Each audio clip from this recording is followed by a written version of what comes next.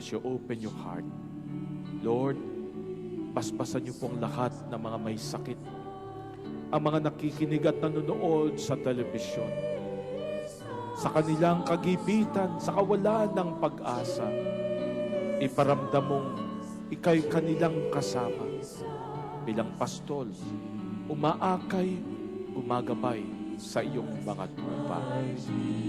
Lord, basbasan mo ang buong mundo, ang aming Santo Papa, ang aming mga kardinal at mga obispo, ang iyong mga kaparian, ang lahat ng mga namumuno. Hubugin mo sila sa iyong pusong mapagkalinga.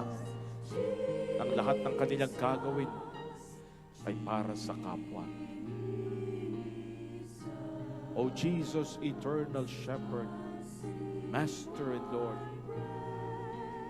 the gate of the sheepfold, have mercy on your people.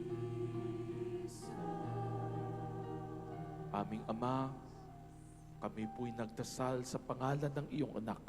Sa paniniwalang kaming mga humahanap, naghahanap ay makakatagpo. Kaming kumakatok ay pagbubuksan. At kaming mga humingi ay iyong pagbibigyan. Sa pangalan ni Jesus, Panginoon.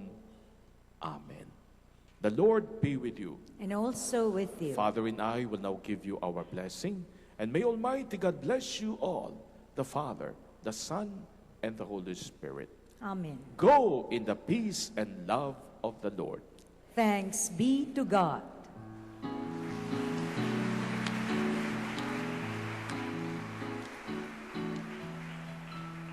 Magdakila ang pag-ibig na ibinadama sa atin, kung kaya't siya'y dapat na purihin.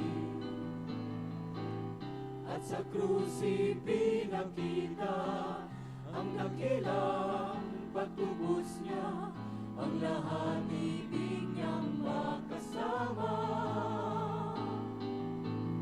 Awitin natin, mapuring awit, pagkat siya'y nagmamahal sa ating lahat. Siya ay awitan, mapuring awit, pagkat siya'y dakila at tapat. Buhay ko ay lumigaya, magmula na siya'y magkasama, kung kaya awitan siya tuwina.